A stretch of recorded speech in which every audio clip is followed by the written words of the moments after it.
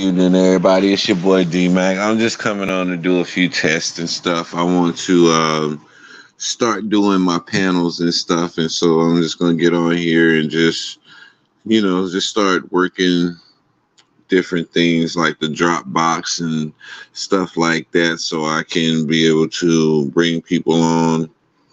So what do I do? Go to guests, invite a guest, copy the clipboard. It's copied to the clipboard. Then what? I come to comments or no, that's not it. I go to more, post comment, layout, private chat, broadcast info.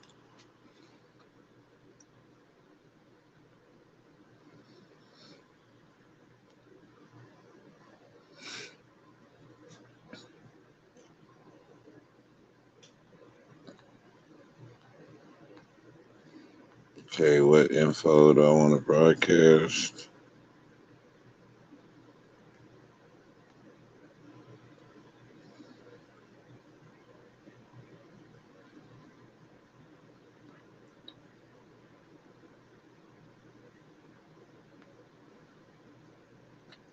All right, that.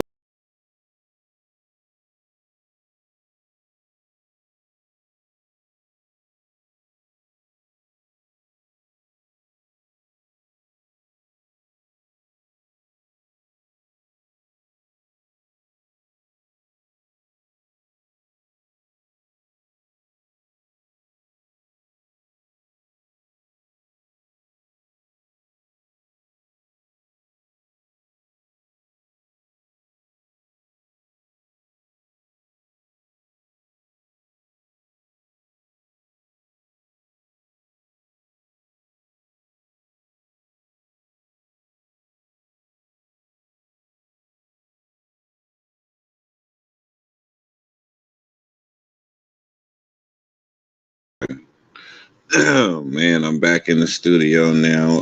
Let me see what I did wrong. Okay, go to guest, invite a guest, copy the clipboard, blah blah black out. Got that. Go to one. Go to post comment.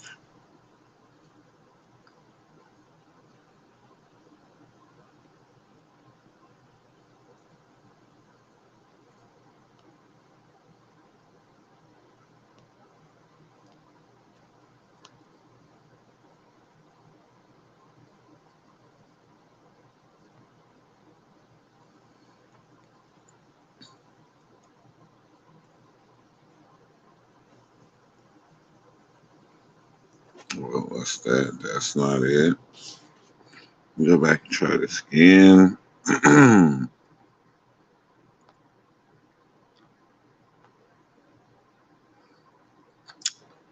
Hey, what's up, Lovey? How you doing? You know what? Every time I say your name, even though I see it as Lovey, I always pronounce it Lovely. So that means something. So good evening, my lovely queen. I'm trying to just get the hang of doing my drops, dropping the link and all of that stuff like that, so I can start calling people up on my panel because I'll be having some conversations I'll be wanting to extend sometime, and I'm trying to get some of y'all up here to have these conversations with me. So I'm just messing around and trying to figure this stuff out, pretty much. Um, so I'm gonna post comments. Bam, bam. Is that it?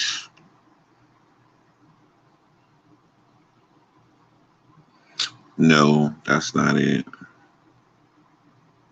No. Um, mm,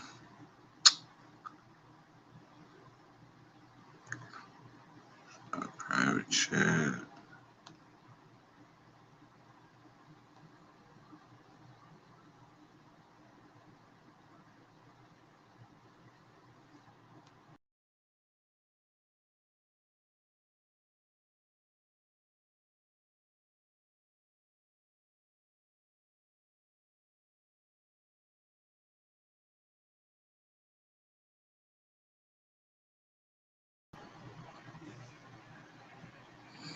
I say you just be hitting the YouTube streets. Hey, me too. I'll be out here in the YouTube streets just cruising too. Be on a late night drive through the YouTube streets just to see what's popping. I'll be on that too. I'm a night owl a lot of the times. Um, I do a lot of my videos and a lot of my editing stuff through the daytime and stuff like that. Um, Start uploading stuff because with this new system that I'm using, the Splice system, to do the visuals, the actual visual videos that I'm starting to mess with, it's time consuming. It's easy doing the actual video, and putting all my graphics and stuff in there. But when it comes down to downloading all of that stuff, I started downloading one video at about 8:20 this morning. I didn't get finished completely downloading that video or having it able to upload on my YouTube until about 11 a.m. It's almost 3 hours for just one video. And I'm like, it's cool to have all the graphics and stuff like that, but it's very time consuming and tedious. So, you know, you say you keep a full tank of gas. That's what I'm talking about. Always stay prepared and ready to rock and roll whenever it's time to go. But yeah, I'm trying to figure this stuff out and how to get people in my Dropbox. They said go to invite a guest. Okay, I got that. Copy it. Let me see. Send this link to your guests. You may also want to share our instructions for guests. You can have up to 6 people on screen at once. Upgrade if you need more. Okay, yeah, I got it, yada, yada, yada. I got all that. Okay, let's copy to my clipboard. You do? Hey, I thank you so much. I try to bring content that I know is going to be something to feed the soul. Unfortunately, in this world that we live in right now, everybody's hungry for toxic energy and everybody's hungry for just a whole lot of mess. So, a lot of the good content, the good deep content that has some substance to it, get overlooked for those toxic videos a lot of time. And I hate that, but I understand how this world works. There's always going to be a small number of us who have a heart and mind to, to try to uplift and speak life into people. And I appreciate your support. You loving my content and you being here and everybody that comes to support me is what keeps me going and doing this. In my life, in my real life, there's a lot of things that could hinder me from doing this stuff, but I don't allow that to happen because this has become like a release for me. It's an outlet for me. It's a opportunity for me to socialize with some great people. I met some great people through just networking on here, and I'm glad that I opened myself up to be able to interact with y'all like I do, because I'm a very, very private person most of the time. And so, this is just my way of opening up and being able to share again. Because, to be honest, Lovey, after I came back from overseas, salute your crazy cousin. What's going on, man? But yeah, after I came home from overseas, I really, really didn't have my sense of humor like I used to. And I was a person who was always laughing and always smiling all the time. And some of the things that I experienced took a lot of that away from me. And I just used this as an opportunity to get some of that back. Really and truly, I get some of that back by doing this and being able to just get on here and be comfortable being myself with all of these cool people I done met. So your crazy cousin, it's always, man, a blessing to see you. You say you can be funny style and I go off energy. Same here. I'm definitely big on people's energy, and I'm very big on discernment. I definitely operate in the spirit of discernment. And it's weird because it's like you can sense something on somebody, but you can't explain it to everybody else. That's what gets me. And it's hard for me to try to put into words what I see. They say that we all have a third eye and we see things from that spiritual eye. And there's certain things that I just can't explain. I discern it. I can see the spirit on a person. I can see or sense the energy coming off of that person. I just can't explain it. And sometimes I know whether it's good energy or whether it's bad energy, because it's going to be kind of pushing me away if it's bad energy. If it's good energy, then it's going to draw me to that person, and it's going to make me want to open up and make me actually feel comfortable around that person. And so I go off of energy, and I say 99% of the time, I'm right. Well, thank you. I appreciate it. You're amazing as well. I definitely love your ambition. I love your drive. I love your energy. Like I said before, it's contagious.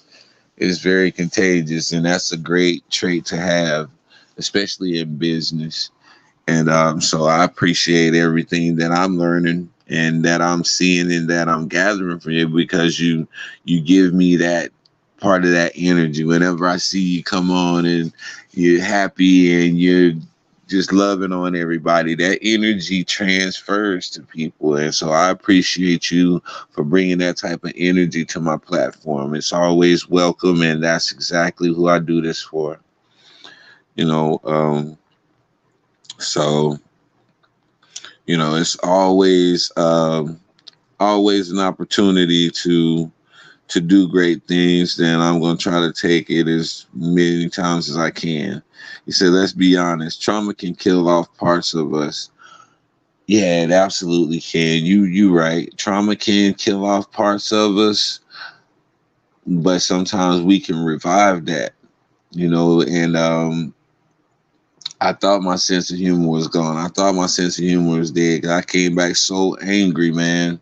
I was so angry at, really, the main thing that was bothering me is, you know, when you go and you see people who's living in absolute poverty and squalor and just the worst of worst conditions, and then you come home and your children have all of this stuff. Everything that they have is an excess thing. It's not a necessity. It's not something that they need.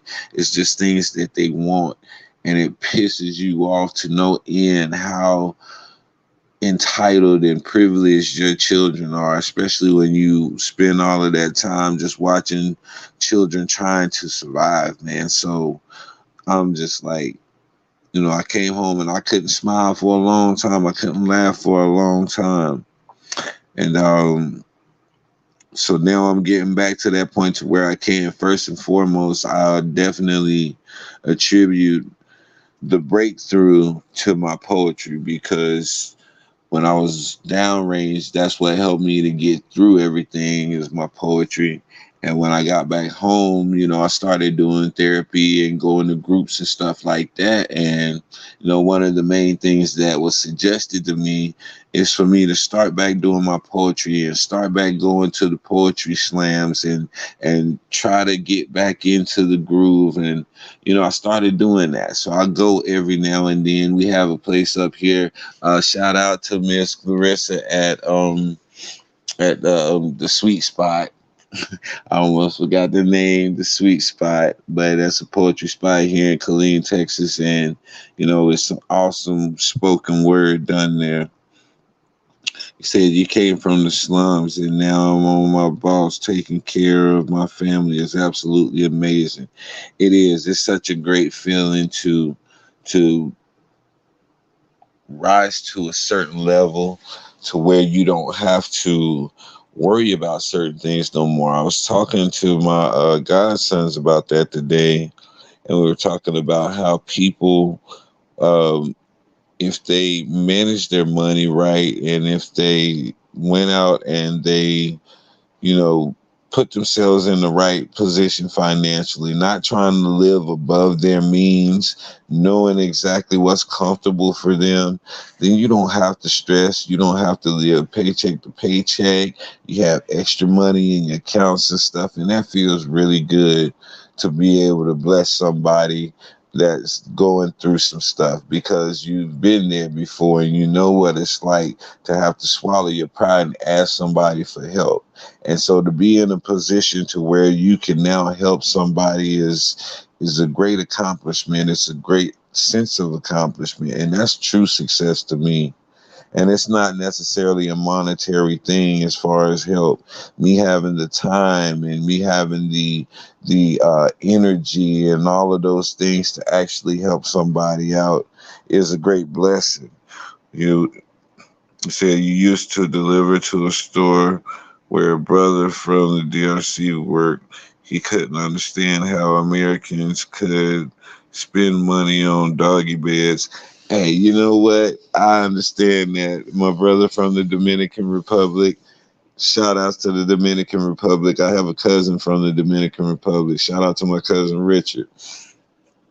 And yeah, he's absolutely right. There's so many frivolous things here in the United States that we spend money on.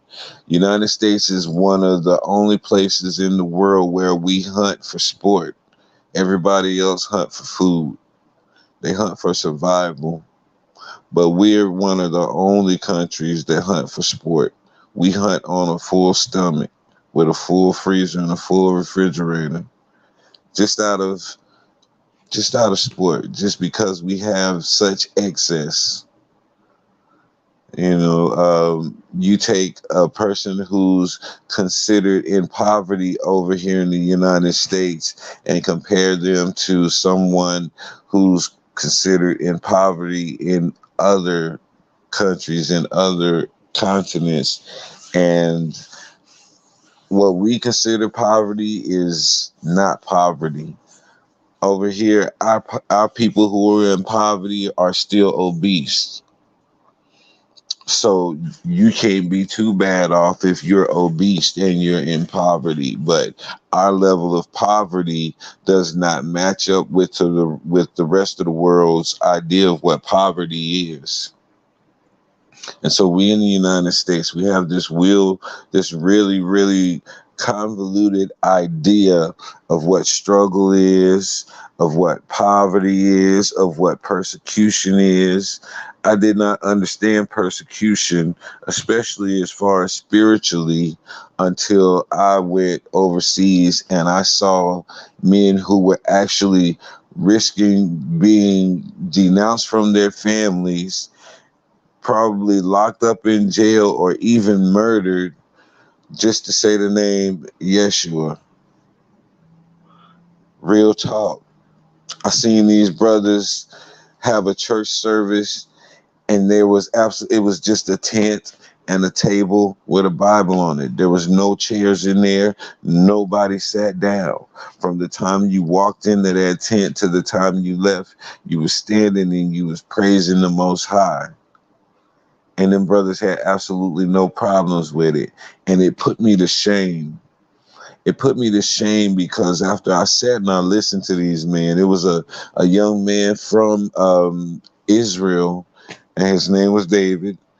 And, he told his story of how he was risking his life to be able to say the name Jesus. I mean, actually, people out to kill him. And if they hear of him speaking that name or even trying to meet up for any secret meetings and secret Bible studies, these people are risking their lives to do this stuff. And we over here, what we do, first thing we do, we go to somebody's church, and soon as somebody say something that hurt our feelings, we run out the door. Or, we get so caught up in the glitz and the glamour and trying to be seen and trying to be super saved number one saint that we miss the whole point. And these guys be so simple, and these guys just want to be right with the Most High. That's all they want. And they're willing to risk their life for real, in order to have that. And so that humbled me. That made me feel ashamed. It made me feel inadequate in what I consider to call myself a man of faith at the time. I was like, I'm nowhere near these guys' level of commitment. And so it made me take a look at myself, man, and I had to back up and really reevaluate what I was doing and what I was trying to get out of my spiritual walk. What was I really looking for? Was I looking to be seen as a spiritual pillar in my neighborhood and in my community because it'll look good on my resume? Or am I really out here with a heart for the people? Am I willing to give up certain things because it would be a hindrance to what I'm trying to do in the community? These are real decisions that I had to make. And these are real decisions that I'm still having to make as I try to move forward and do bigger and better things in the community. Because now there's a spotlight that's going to be placed on your life whenever you put yourself out there like that, and people will nitpick at anything that they find in your life that they deem worthy of being criticized. And I'm not going to spend my time trying to defend my past to people, but I will tell them that I'm no longer what I used to be. I have faith to move mountains and power to defeat any enemy that come across my path. So I ain't tripping. Um, and I leave it at that. But yeah, I definitely agree with you. You're crazy cousin. Trauma can kill parts of us, but that's the whole key to the gospel is resurrection, bro. I'm resurrecting that part of me, man. I'm not allowing myself to be killed off like that. They say the enemy come to steal, kill, and destroy, but Yahweh has the power to resurrect. So what has been killed and what has been destroyed by the cankerworm is going to be restored unto me, man. I truly believe that wholeheartedly because I've seen it happen in my life over and over again at different stages. And so it's not something that I've read and that I just believe strongly. It's something that I've experienced in my life.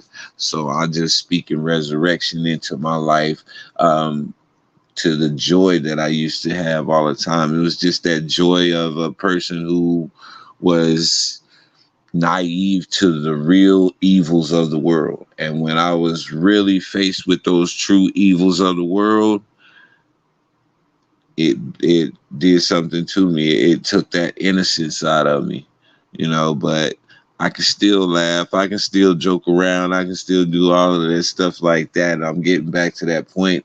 And that was the whole reason for me going back and doing my poetry over, going back to the poetry slams and then stepping out on faith into doing my own podcast on my own and really just voicing my heart. I pour my heart out in each one of my episodes. I don't leave nothing unturned. I don't leave nothing unsaid. And matter of fact, a lot of times whenever I get to the end, I'm pretty much rambling because I've run out of words to say, but I never leave nothing on the table whenever I come on here and talk to y'all. Anytime I come on here, I'm trying to build something. I'm coming on here with an intention. I am intentionally trying to grow and network with everybody here. And as well as anything that I can speak into your life that's going to help you to grow and build, then I'm going to do that. And I have no problem doing that for any one of you, especially you, Love, because you always be in here and you always be supporting me. So, I already got you. Same with you, your crazy cousin. Y'all definitely have been a strong support system for me. And I appreciate you. I don't take it lightly. But she said stress can kill us too. You had to go through some things to know it's real. Absolutely. Let me see. Stress.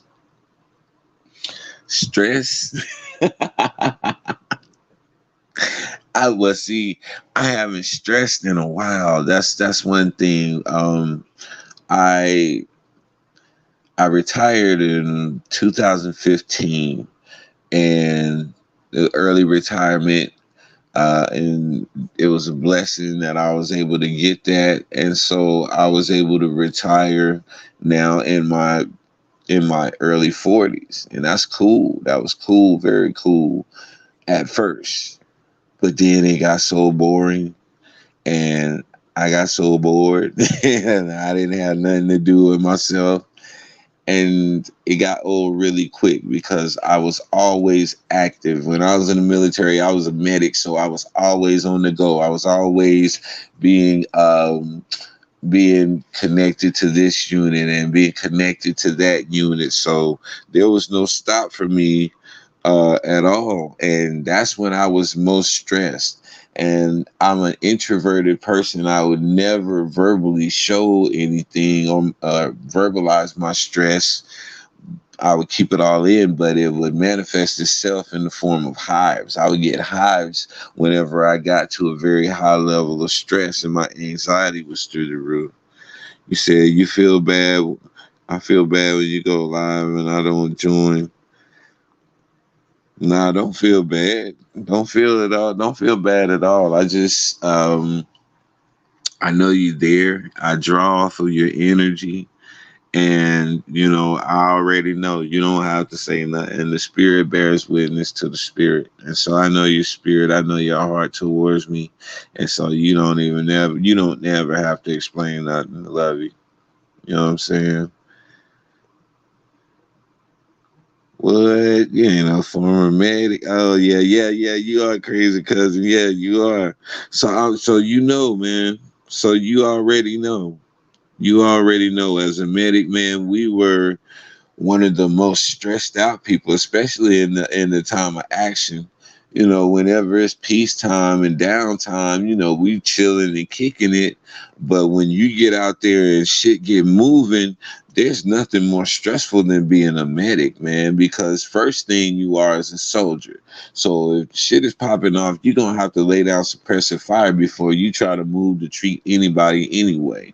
And then when you're actually able to get to the person and drag them to a place to where you can safely do a quick treatment on them, then still you got all of these different obstacles and things going on around you. So that's a very high pressure situations. And then when you lose somebody, they can tell you all day not to take it personal, but every person that you lose, you take that shit personal.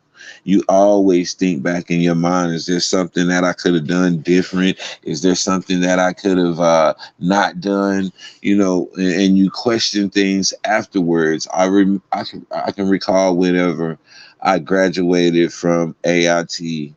I was probably out of AIT no more than 3 weeks, close to a month. And when I got out of AIT, I went back to my unit, but my recruiter wanted me to be his assistant. And so I was working with my recruiter for a while, and we went to a recruiter seminar in Dallas. And so on the way back from Dallas, I remember it just like yesterday. I live in Killeen, and there's an area called Nolanville that's probably about 10 minutes away from Killeen. And so as I got close to Nolanville, I noticed that everybody was getting off on the exit. And so I figured it was just a traffic jam. And so I was going to get off on the exit as well. But there was somebody standing at the exit waving everybody off, and they were like stopping people and asking questions. I was like, what in the world going on? Well, the guy stopped me and asked, is like, does anybody have any medical training or anything like that? I was like, yeah, I'm a medic. And he was like, we need your help up here. So I pulled my car over to the side of the road, jumped out of my car, ran up to, it was a car accident. And it was a Fort Hood soldier. I'll never forget. Specialist Nichols, rest in peace to you, man. Um, but he had a head-on collision with another vehicle, and it pushed the motor, the dash, and the steering wheel all right up against his chest, and it had him pinned in the vehicle, sitting up, but he was leaning over to the side. And so as I walked up to the vehicle, I thought it was maybe a red soda or something like that had busted or spilled in the floor of his truck, and it was pouring out of the truck, but it was actually blood. And so when I stepped up to the vehicle and I looked at the dude, I stopped for 2 seconds and I froze. And then all of my training just started kicking in step by step. So ABC, airway, breathing, circulation. And then I started to do my checks, and there wasn't much that I could do from the position that he was in, because as a medic, you know that you don't want to manipulate the spine, because one false move, you can probably paralyze that person. And oftentimes as well, like I said, the steering wheel had him pinned up to the seat. Sometimes that can be holding something in place, and if you take the pressure off, it could cause a person to bleed out and bleed to death internally. So you don't want to move somebody too much who's in that position. And so all I could really do was just basic vital checks on him to see if he was breathing, see if he was still alive, and to also I, what's the word? Dang, I keep forgetting the word. I have to just get the scene together, and because it was more people involved in the wreck than just him. He was just the worst case. And so once I noticed that cerebral spinal fluid was, oh, okay. And you say you in Cali, so you be on a different time. I got you. And so once I checked him and I saw that he had cerebral spinal fluid coming out of his ears, nose, and mouth, that means that he was hemorrhaging at the brain and he was pretty much gone. And as a medic, whenever somebody's in that and you can do a test with something like a white piece of cloth, and if they have like a halo stain that forms on that rag, which is going to be blood in the middle, and it's going to be surrounded with like a yellow pussy type substance, then you know they're hemorrhaging from the brain and they're pretty much gone.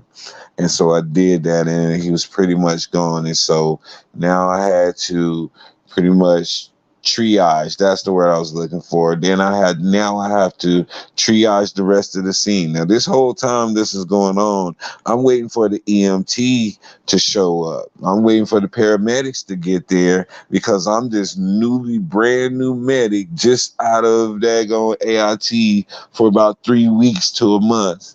And I'm here trying to triage this whole situation on the highway.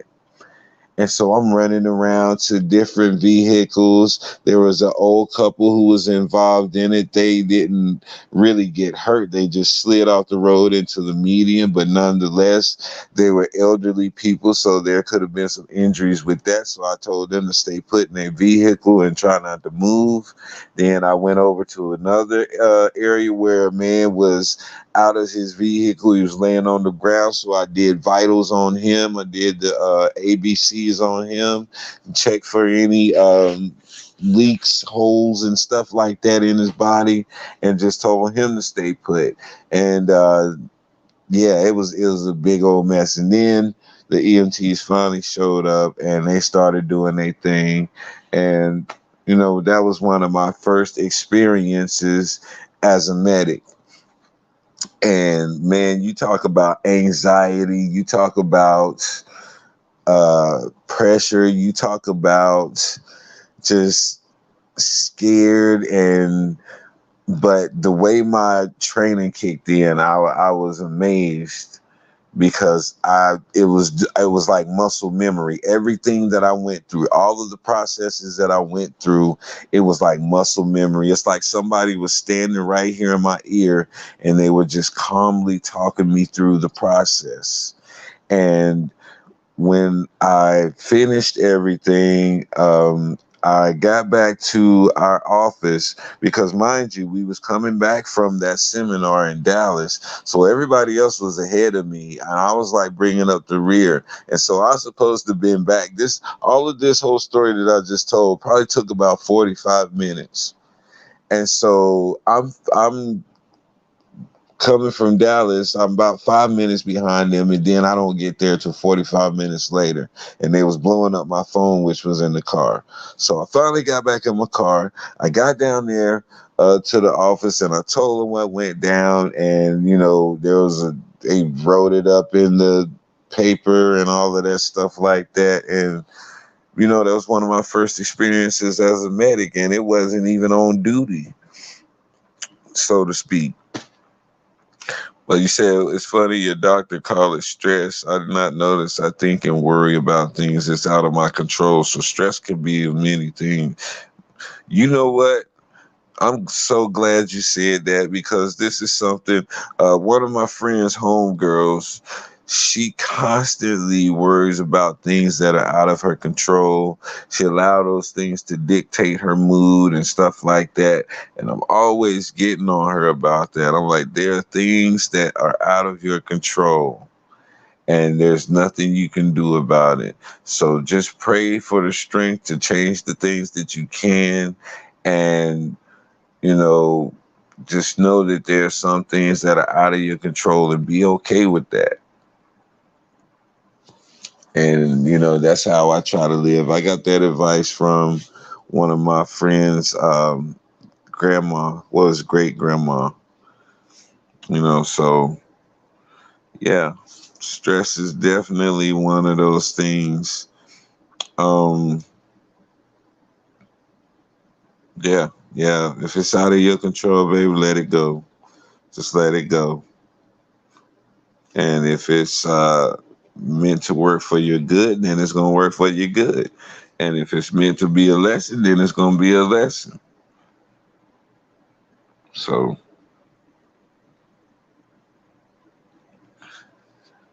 yeah. Yeah, I'm trying to figure this stuff out so I can start to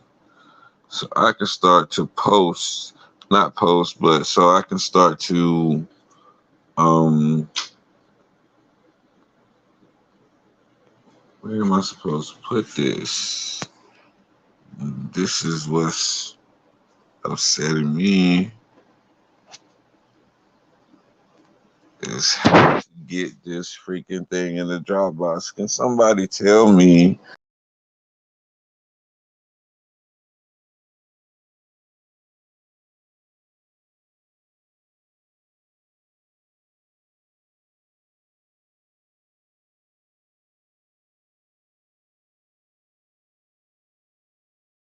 these conversations? That is my whole goal for this video right here. I'm sitting here talking, and as I'm talking, I'm messing with these drop boxes. And well,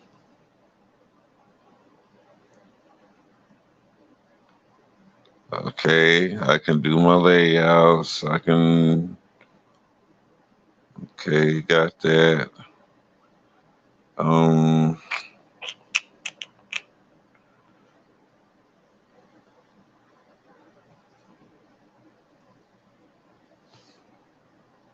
okay, I say guess.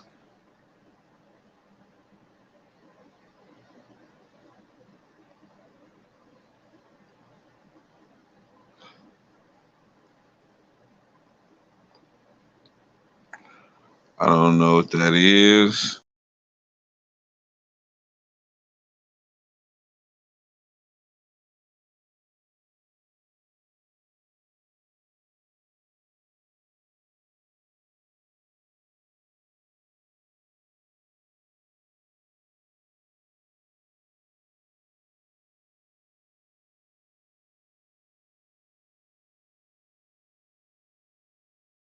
Yeah. I'm so computer illiterate. It's a shame. I stumble upon stuff sometimes. Is really how I figure out a lot of stuff. I will I will stumble upon it. It's so crazy. All right, link is copied. Now I go to um post comment.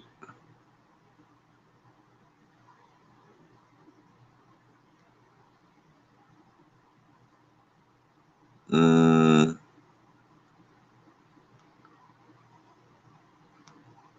okay.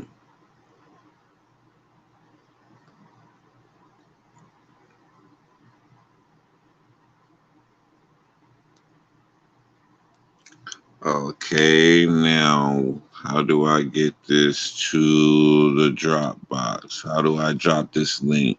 Somebody give me instructions on how to drop this link.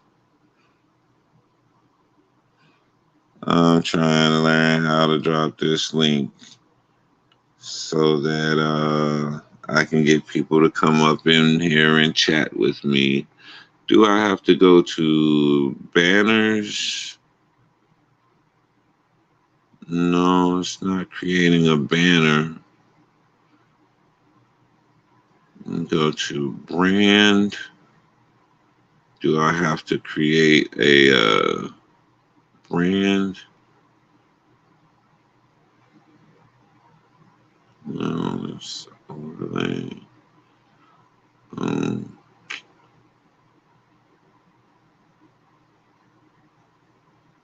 no, not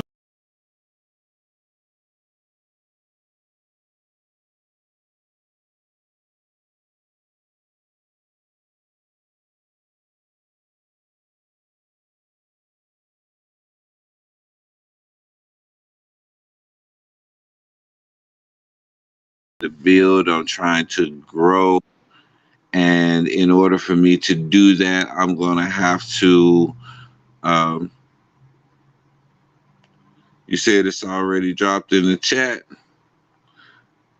Go ahead and hit it for me one time and see. Okay, I got you in here. Add to stream. Bam. There we go. What's up, Lovey? How you doing? For me one time and see. Okay, I got you. Do you hear me? Yeah, I hear you now. Hey, I'm hella tight. I don't join panels, but that's my Bam. There we go. What's up, Lovey? I'm just working.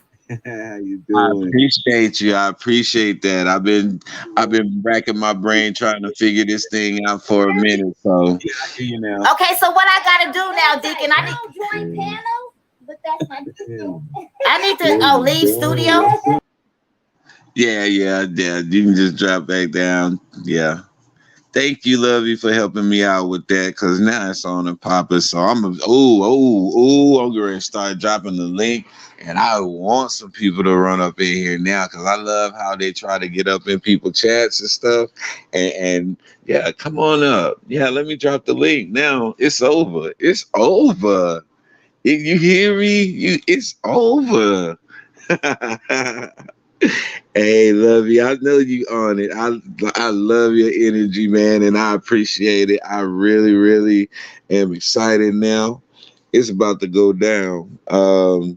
Your crazy cousin, I definitely expect you to pop up on me sometimes, and we can have these conversations. You're the one who really turned me on to this community, man. So, I definitely am appreciative for you. Just on conversations that we had when we first linked up, let me know what type of time you was on. And so I was like, yeah, let me see what these brothers is about. And yeah, it's been popping. And so now I've been growing. I've been learning a lot. And these YouTube streets is starting to straighten up. We gentrifying these YouTube streets. That's the way I look at it. We gentrifying these YouTube streets. We get rid of all of these bums off the YouTube streets.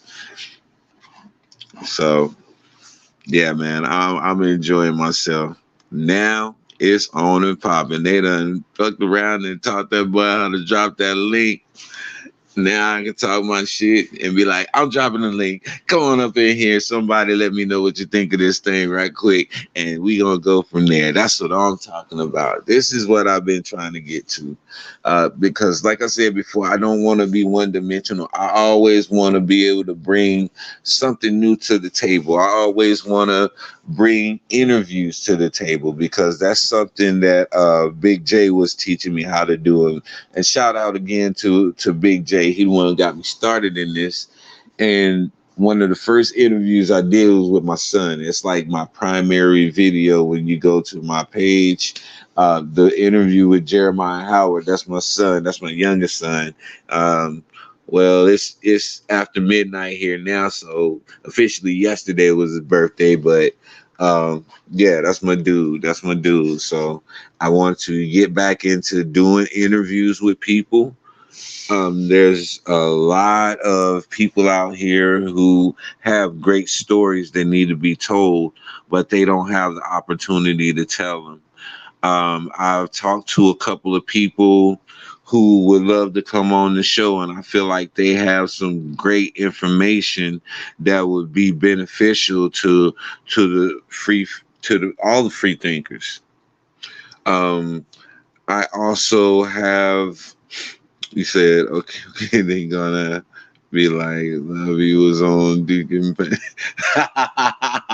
Hey, tell them don't worry about what we doing over here on the panel. That ain't none of their business. They ain't gotta worry about that. They worry about the wrong thing. Hey, I appreciate that. I let them know.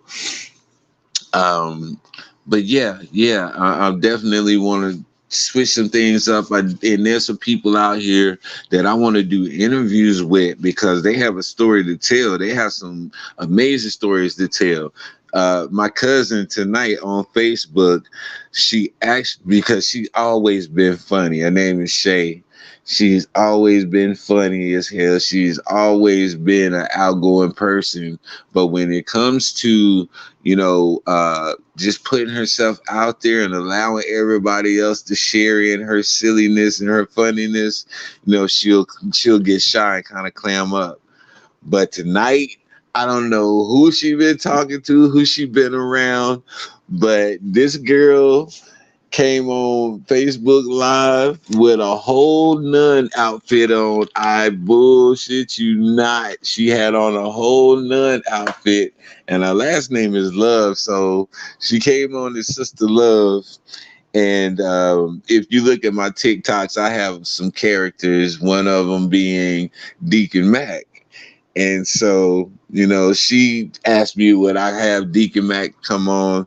And so I went on, man, and we just clowned for a little bit. It was Deacon Mac and Sister Love, and it was pretty funny. So helping her come out of her shell, and now she getting started. So, it's a great feeling to be able to inspire somebody to step out on faith and step out on their gift, because she has a gift. And so I'm telling you, it feels good. I feel like there's some great things that's going to be coming for us as a community, because I see how we're all helping each other to build and grow. If there's any information that I have that can help you out, if there's matter of fact, Lovey, I share your videos a lot because I know there's a lot of females that's in my circle and females that's in on a lot of my platforms who like your jewelry and who like to purchase those types of things. So I share your content and I give these shout outs, and I try to remember everybody so I can promote, because I'm gonna promote everybody just as much as possible. I got a guy here who my son kind of took under his wing when he moved down here from Abilene. He's trying to get into the shoe market and he wants to sell shoes. So I promote his stuff. And music, I promote music. There's a group out here in Killeen, and they're made up of my son's friends, and they're dope. They're super dope. They call Camp Green Lake. And they super dope. Their music is not, it's kind of like the laid back pothead type music, kind of a lo-fi vibe. And their lyrics is dope lyrics. They're not just guns and drugs and all of that stuff. It's real laid back stoner music, and stoners appreciate this music. So, I push them too. As a matter of fact, sometimes I'll switch up and I'll use one of their songs as my intro piece. The intro piece that I have now is from he's my nephew. He was also but just my brother because we was tight like that. And he was also my music producer. The dude made the coldest beats. Simeon Shaw, rest in peace. That was my dude. And so the theme song that I have, that's always gonna be my primary intro music because that's always gonna be an ode to and just paying homage to Simeon.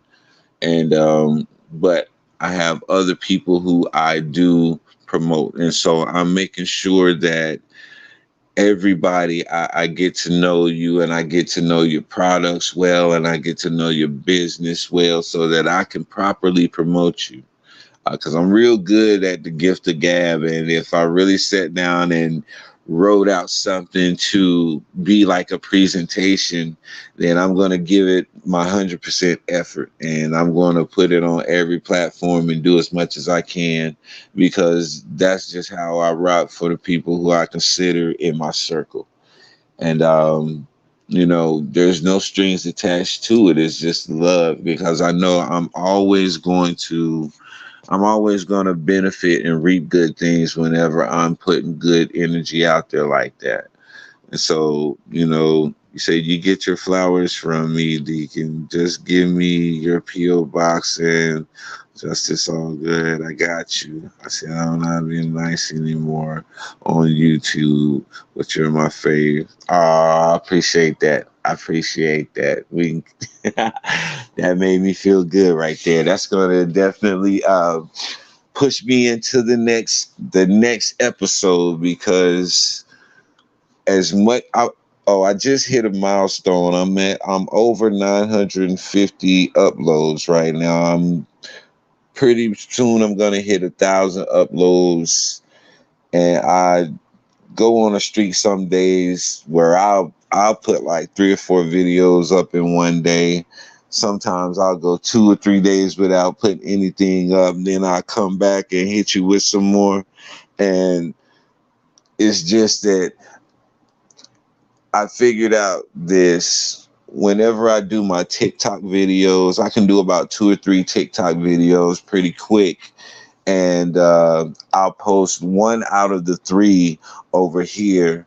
And so I'll always have some steady flow of content being uploaded to my YouTube page at any given time, whether it's a TikTok short because the shorts is the ones that's generating most of my activity because of the way that they have the short system set up.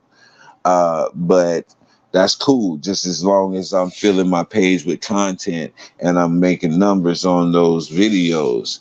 And then whenever I draw people in with those videos from my TikTok page, now they come over and they see the substance and the content that I have on my actual YouTube page.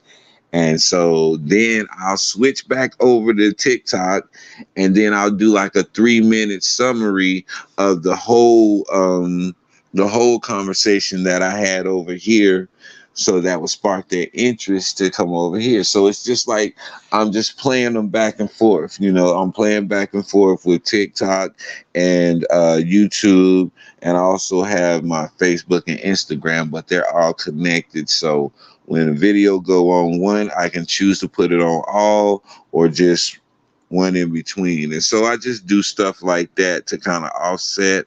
I don't want to put all of my TikTok videos on YouTube because then what would be the point of them to go over to TikTok? So I'll hold some back and I'll just put certain ones on Facebook, certain ones on Instagram, certain ones on YouTube, and just kind of spread it out. But I always have a constant flow of content that's going to be coming to my YouTube page. And once I just got that little cycle down and figured that out, I don't know, it just works for me. It keeps me busy. It keeps me creative. And that's one thing about me is my creativity is often inspired by the smallest things. It doesn't take a lot to inspire me to do something. Once I get a hold of an idea or I hear a certain catchphrase, I can just take it and run from there. I've always been a storyteller, even as a child. That's something that was instilled in me. So making up a story, coming up with a storyline is very simple to me. And yeah. You see, we got a boss on our hands.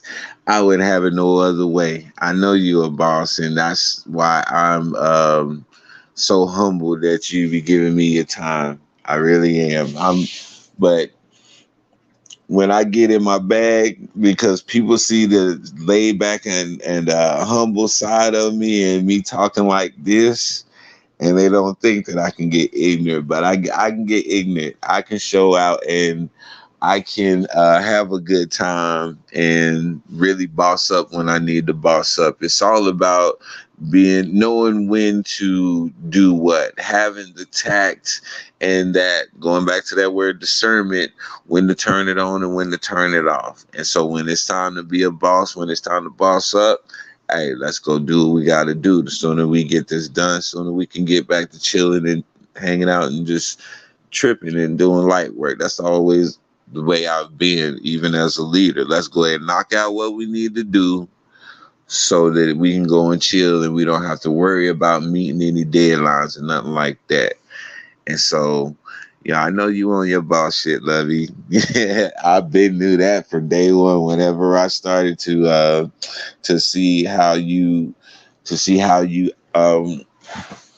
put your videos up and how you were working and how much product you have, and just like I said, you can see the energy is there. It's contagious. I was like, oh yeah. There's a lot of people over here with a mind to build. There's a lot of people over here with initiative, and that's something that's missing in a lot of people, is that initiative. Oh yeah, lovely. What? See, there it go again. Every time I say your name, that L is always up in there. And so that just further confirms what I was getting ready to say, because I was getting ready to agree with your crazy cousin where they say you're beautiful to me, baby, no cap. And I was getting ready to say lovey, but that L creeped up in there again, lovely. So, hey, it's self-explanatory. I can't argue with the word that comes out of my mouth. So, and I agree with you, my brother. And I was saying the other day, I was like, it's a lot of beautiful sisters in the free thinking side of the tracks. And so when I go to y'all pages and look, I'll be like, oh my damn, I tighten it up, Mac, tighten it up. But yeah, definitely a lovely, beautiful queen who has a great sense of style, because when you went to that wedding one day and you was wearing the wreath, oh, that was so dope. That was so dope. I love to see how women adorn themselves the way they did in our culture, because that's the way our culture has always been. We've always been a colorful people. We've always been an outstanding people. And so to see you in that essence, man, that was a beautiful thing. So, yeah. What? Oh, see, so that starts a whole new conversation right here. That starts a whole conversation. Said you get tired of the drama, you get money and everything, be a teachable moment. Bet. Now this is the comment that I'm talking about right here. Yeah, 10 years in the Fed, so just like I want a different lifestyle, and I made it happen. You know what? That is inspiring, and I admire you even the more for that, for coming up like that. One of my favorite comedians right now is a comedian named Ali Siddiq. Ali Siddiq is out of Houston, Texas, and Ali Siddiq did a 7-year bid for selling dope. And when he was in prison doing that 7-year bid, he was always telling people, when I get out of here, I'm going to do something great. I'm going to be something more than just going back to what I used to be, and I'm going to build something. And a lot of people laughed at him, but his real OGs, they encouraged him, and, they spoke that into him. And so when he got out and he started doing comedy and he started to get some traction, he went back to the prison to give back. And he did a whole show at the prison, for the guys that he was doing time with. And so for them to see him come out and him to be an example of, you say you talking too much. I got you covered. Don't even worry about it. But yeah, so Ali Siddiq, and he came out and, he built this great life for himself. And he definitely is a prime example of perseverance and determination. And what you just shared with me, it reminds me of Ali's story, and I know how much admiration I have for him for the moves he made, and I have just as much, if not more, for you for making that same move and having the mind and having the heart to be able to follow through on it. I always respect that in anybody, and so shout out to you for that. Shout out to you for that. I know, right? Don't she look so young? I was like, but that just goes to show that black don't crack at all. When we take care of ourselves, whenever we properly hydrate ourselves, and that's one of the main things. We properly hydrate ourselves, take care of our skin, eat a decent diet. We look great. We look great. We age well. Not to say that anybody's old or nothing like that, but we never look our age. We never look our age at all. And it's not changing now. Wow. Wow. You absolutely don't look like it. You look like the 23-year-old with a 13-year-old. That's what you look like. And that's what it looked like. You do not, you age very well. Because I'm 45, and man, this 45 is something else. It's hard to explain because, physically I feel good. Mentally I feel good.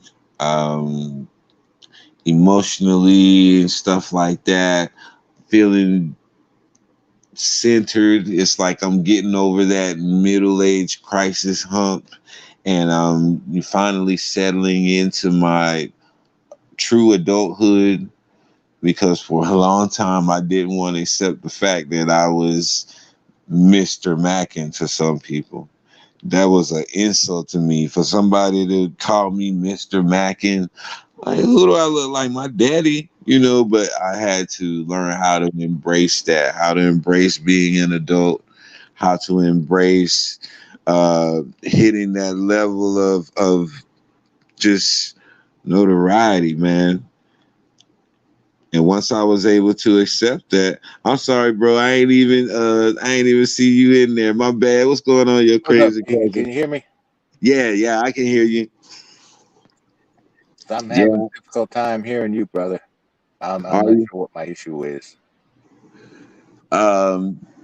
Whenever I be out here in my garage area, I be having back up.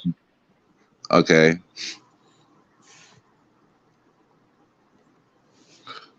But yeah, sometimes when I be out here in my garage, I will have issues too. So that could be it. But you sounded okay when you was up here, though.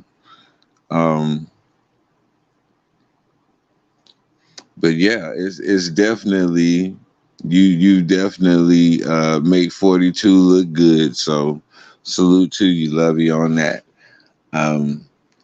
Man, 42 didn't seem this cool whenever my mom and my dad knew was 42. Whenever my mom and dad knew was 42, they seemed older for some reason. They seemed less joyful and less happy than I am. I don't know what that was. Maybe it was the stress of the life that they were living, but I don't know. They just didn't seem as happy as I am at this age. And I think back on that because I can, you know how like in life you can, oh, you already know, Lovey. You already know.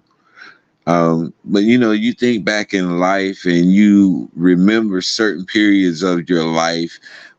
And I don't know about anybody else, but I can remember certain things, certain events in my life based on the music that was out during that time. And I'll think of a specific song that will be associated with an event that happened a long time ago, and it'll bring that thing right back to my memory.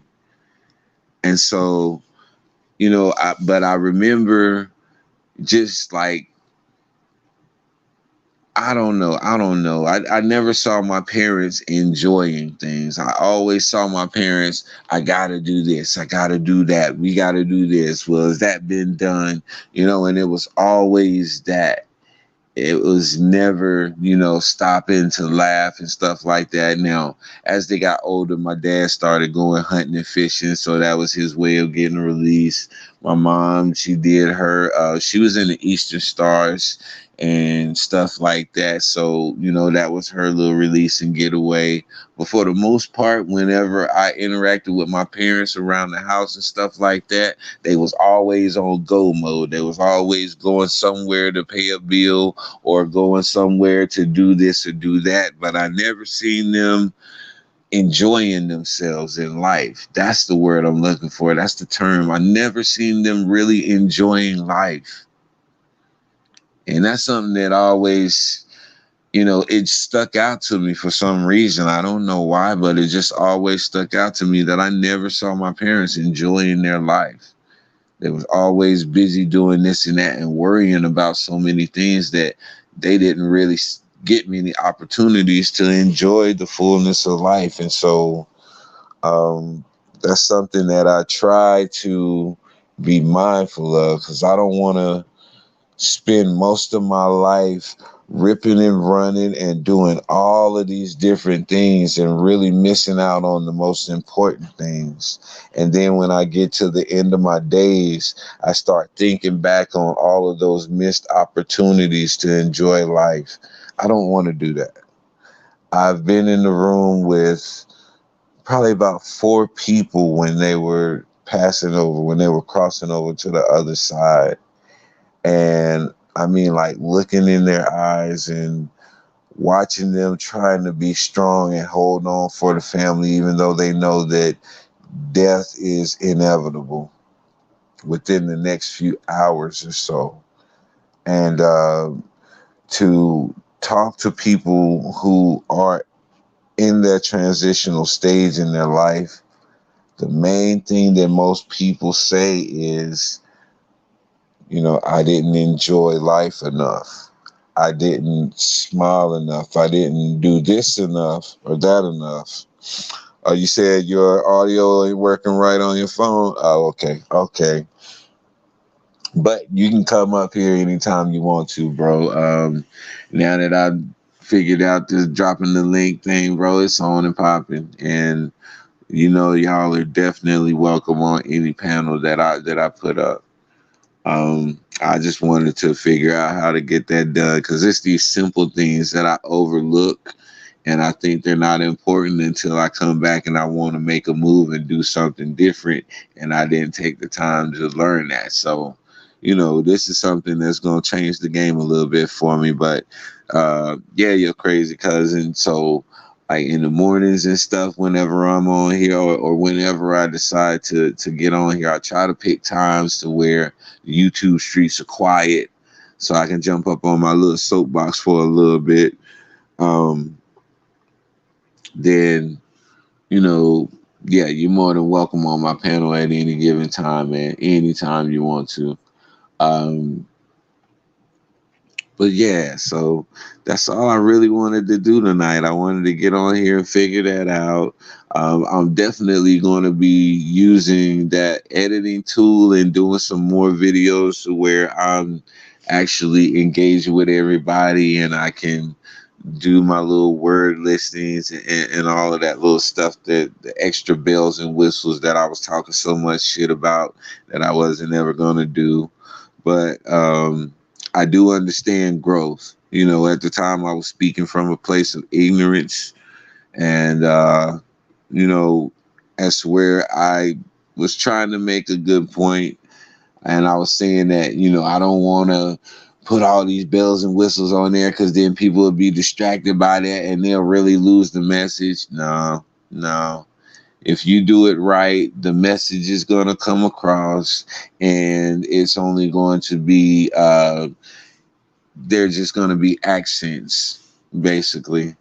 And so now I'm just starting to get an understanding. I'm starting to get a grip on some of these things, and you know, we're just gonna get better and better at this stuff until we're on. In a few years, I see all of us at the level of, you know, we're sitting at 1 million subscribers. Lovey, you got your 3.7 mil. Your crazy cousin, you got your 6.3 mil. I got my 2.2 mil, and you know, we're just really, really causing change, and we're really, really holding people accountable and holding their feet to the fire. And I mean people on a large level, these people who are in Congress, these people who are in the Senate, and we're going to have that much power. I just see that. I speak that into existence because I see it. I see the potential in every single person on this side. And we're constantly proving every day just how much talent we have and the capability for us to get to that level. So I'm speaking it now because I know it's coming. I know that each and every one of us is connected to each other for a reason. It's not for no reason that we're connected to each other. You said, you know what was a trip to me about friends? My mom was my lock and key. When I was young, getting jumped by tramps, my mom was my right hand, pulling up to the tramps' homes and showing out. You know what? You sound like my ex-wife. She would pull up in a minute. It was many times, and this is when she was pregnant with my son. And there was many times I had to go and get her to come back to the house because she ready to go out there and drop bees on somebody, you know. And that's one thing I loved about her, but at times, you know, it was frustrating because, like, baby, calm down. It's bad when I'm having to calm her down because her energy was just on 100 like that. You not gonna come and violate at all, and she wasn't having none of that. But I love that about her. Still do. That's still my girl. Still my queen until this day, even though we had to part our separate ways. But I never want to leave any relationship, even if I understand that we have to part ways and we can't really be tight.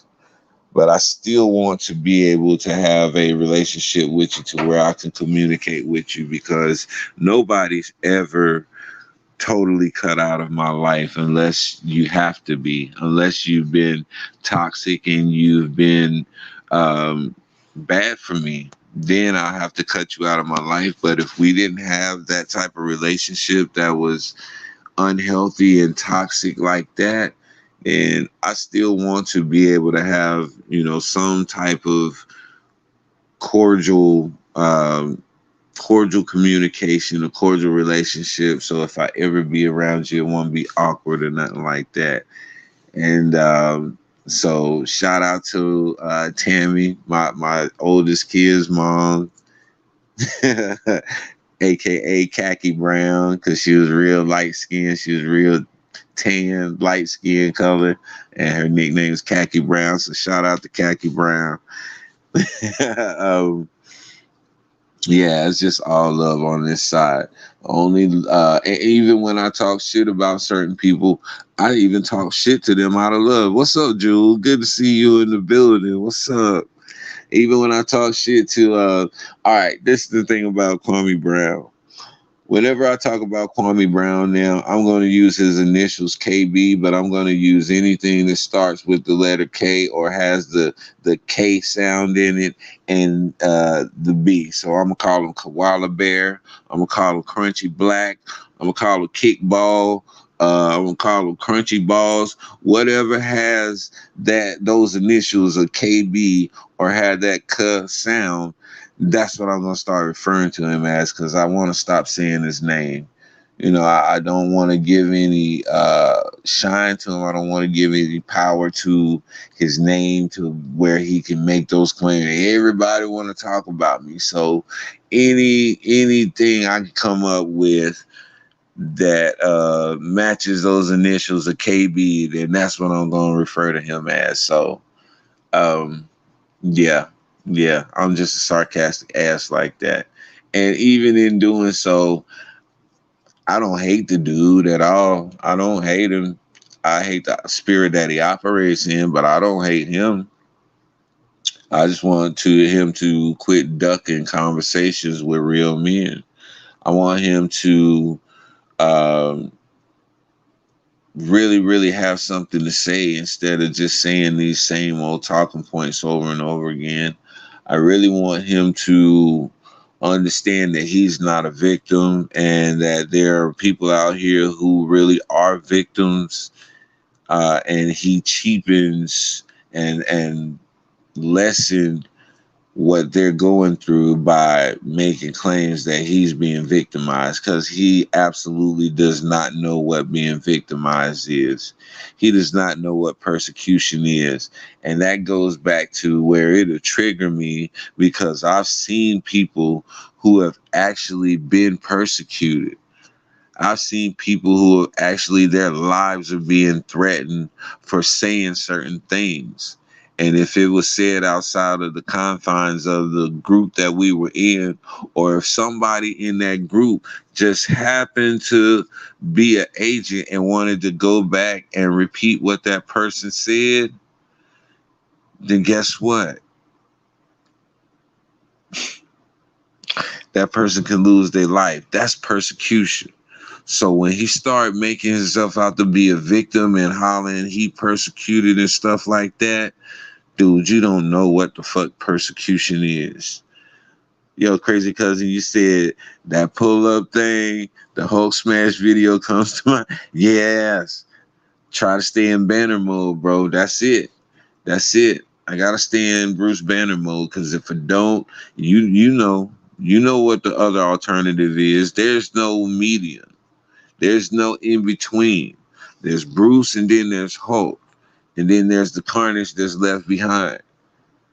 So, yeah, I'm with you, bro. I try to stay in Bruce mode. You know, some people will come around, some events will take place that will try to get you in Hulk mode. But, you know, I don't know, the older we get, man, and, you know, the more we see the importance in being a good representation over expressing those emotions, you know, that's what really helps me. Because like I said, I'm about to step into the political arena and I'm about to really have a spotlight placed on me. And so I'm going to have to be able to control that whole Hulk situation. I can't go Hulk smash no more now. I'm going to have to pick and choose my battles now. I'm going to have to, you know, just be a better representation of who I truly am, because there's so many different sides to me. And even though I can go there with you, I'm going to have to be able to tame my tongue in some situations now for the betterment of the people, because that's what it's all about. It ain't about me getting put in a position just to say that, hey, look at me, I'm in this position. I'm trying to get in that position because I see that everybody that usually gets in those positions never live up to what they sworn to the people that they were going to do. And so I'm going in there to shake it up, and I'm going there to stop this cycle of politicians who don't do shit. And so in order for me to do that, yeah, I'm going to have to bite that bullet and I'm going to have to switch it up some. Yeah, well, he doesn't know any better. He don't know any better than to speak in cliches because that's all he has to go off of. When you don't have original thoughts of your own, you have to speak cliches. Say you've been through the storm. I really started beating after I got shot and didn't want to do physical therapy for my hand. So I'm stubborn. I said I would work it out myself. And that's how we are as a people. That's how we are as a people, you know. And I'm sorry that you had to go through that. That's a very traumatic thing to get shot. And I'll tell anybody in a minute, you know, depending on when and where you get shot, you know, it's a surreal feeling because a lot of times your adrenaline is pumping so hard you don't even know you've been shot until you're actually able to calm down or either notice that you're bleeding from somewhere, you know. And when you go through that type of experience, um, it changes your perspective. It certain sounds will trigger you, certain things will just trigger you. And you're right, going through physical therapy, they have their processes and things like that, but some of those things are just time wasting. They're just something to say that he was here for an hour, we're going to bill him for an hour, because the real therapeutic stuff that they do only really takes about 15 minutes. And that's all the exertion that you should be putting on yourself when you have such a serious wound. But that's neither here nor there. Yeah, we come back from so much trauma. We come back from so much tragedy, so much adversity in our lives.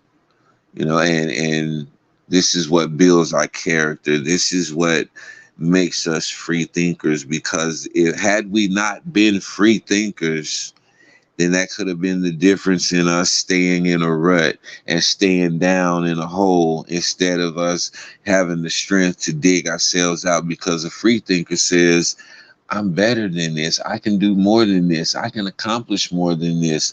All I really need is a shot. All I really need is just an opportunity. This is how free thinkers do. And this is what causes us, when we fall, to not stay down. Yeah, we gonna fall. We gonna hit that ground many times. But guess what? We free thinkers. We're not gonna allow nothing to keep us down there. We gonna get right back up. Get back up. Now do it again. You may fall a different way this time, but now you're learning how to cushion your fall, so now you're not falling as hard. And at some point, you're going to get to the point to where now you're just stumbling, but you're catching yourself before you actually fall.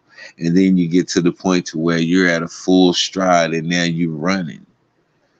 You know, that's how life goes. We're always going to fall, but we're blessed to have people in our lives, directly and indirectly, that's going to be there to help pick us up as well. So it's not all on us. When we fall in life, we've got this small, tight group of people who probably going to catch us before our knee even hit the ground, because they know us like that, and because they see what's going on, and they're right there with us the whole time. These are people. These are the people that I could say actually know me. These are the people who can joke with me.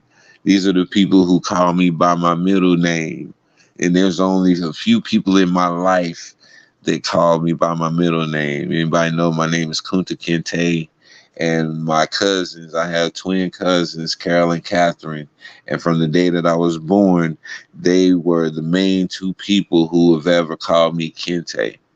They're the only ones who call me by my middle name, Kinte. And my cousin Chef, which is their brother, they're the only three people in the world who have ever just call me by my middle name Kente. They've never called me Kunta unless they were introducing me to somebody. But if they were talking to me, then it's Kente. And so you said you didn't know you had bullets all through. Wow. Wow. Yeah. But good thing you didn't panic immediately, because panic is one of the main things that make us bleed out really, really fast. And so keeping a calm mind about you when you're going through this, it helps to slow your heart rate down and stuff. But I know most people don't be reading up on this stuff, and they don't just volunteer this type of information. When you get shot, all you know is, I don't want to die. You say you're not saying nothing anymore. Hey, well, even though this is a platform, and some people can come in this, and they're not going to see this. So this conversation is just with the people who's in here right now. So anything you say is going to stay right here amongst us, as far as I'm concerned. Is that cool with everybody? But please feel free to share with me, because anything you share with me is going to be considered. And, like I said, sometimes some things don't require feedback. Just allow the opportunity to speak it out and to voice it. Because I remember there's some things in my life that I wasn't able to even feel good about until I was able to voice it. So anything that you say, hey, you're on safe ground to be able to express yourself, and I promise that. We were talking earlier about protecting the people that's in your chat, and I guarantee you, I'm a bulldog. I'm a Rottweiler for anybody that's in my chat. You come in my chat and you talk about fucking with somebody that's rocking with me, oh, you gonna see the real dog come out. you gonna see the real dog come out. You fuck with my people. That's just the bottom line. You say you my deacon, I don't care. I'm just real. I know you real. I know you one thou wow. I know you one thou wow. Yeah. I'm feeling good, man. I'm about to get up off here. It's 1:04 in the morning.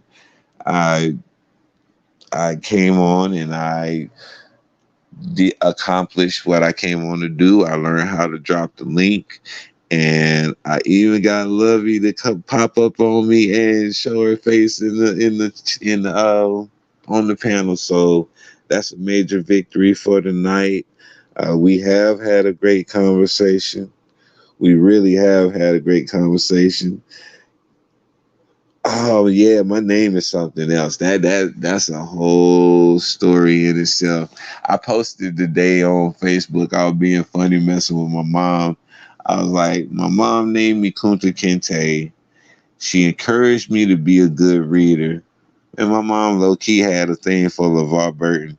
And man, she cracking up. I knew she was gonna call me as soon as she saw it, and we sat on the phone and laughed for a while about it. But that's the relationship I have with my mom now, and I'm grateful for that. But thank you for that. I appreciate that, Jewel. Um, yeah, life is good right now. Life is going not 100% the way I wanted to, but when is it ever going to go 100% the way you want it? So,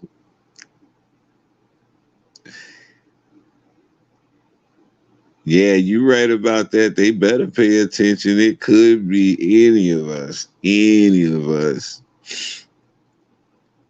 Say you're going to be sleeping if you go live, or I wake up, it's all good. For sure, for sure, for sure. All right, so everybody, y'all go and get y'all a good night's sleep. I appreciate everybody for coming through and helping me out to get through this and just engaging in this conversation because I really wasn't talking about much or nothing. But anytime free thinkers get together, iron is going to sharpen iron and it's going to provoke conversation. It's going to provoke dialogue. So I appreciate y'all. Y'all have a blessed night. Love each and every one of y'all. And you know what I say. Sticks and stones can break your bones, but the word can always heal you. I'm out.